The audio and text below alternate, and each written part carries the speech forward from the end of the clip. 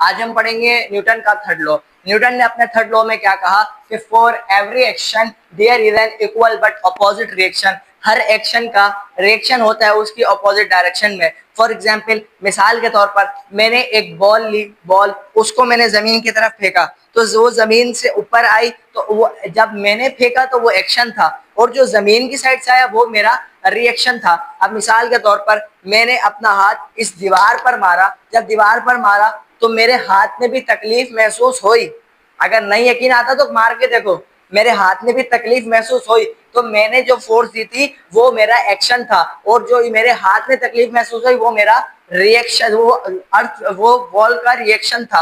अब एक्शन क्या है? Action is a force exerted by first body into the second body.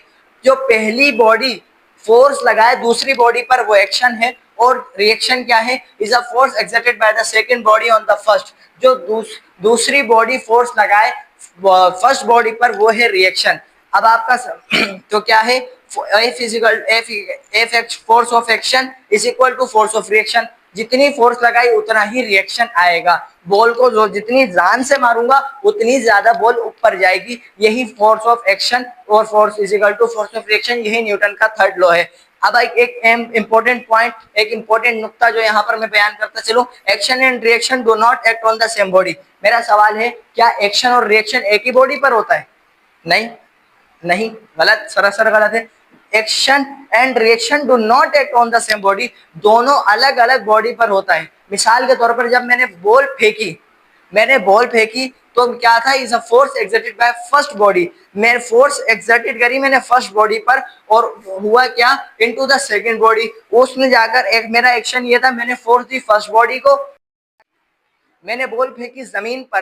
तो जब मैंने बॉल फेंकी मैंने उसको फोर्स दी, तो ये मेरी क्या थी? फर्स्ट बॉडी, ये मेरा एक्शन था बॉल का। और जब जमीन ने फोर्स लगाई बॉल के ऊपर और वो ऊपर की साइड आई, वो मेरा था रिएक्शन। तो दोनों बॉडी पर अलग अलग फोर्स अप्लाइड हुई। यही कह रहा है, action and reaction do not act on the same body. Action और रिएक्शन दोनों एक ही बॉडी पर अप्लाइड एक्ट नहीं करते। इस तरीके से मैंने एक्ट करी, बॉल को, और जमीन ने रिएक्ट किया, तो दोनों अलग अलग बॉडी थी, अलग अलग मासेस थे, तो इन दोनों ने एक्ट किया। ये था न्यूटन का थर्ड लॉ कि एवरी एक्शन टू रिएक्शन, हर एक्शन का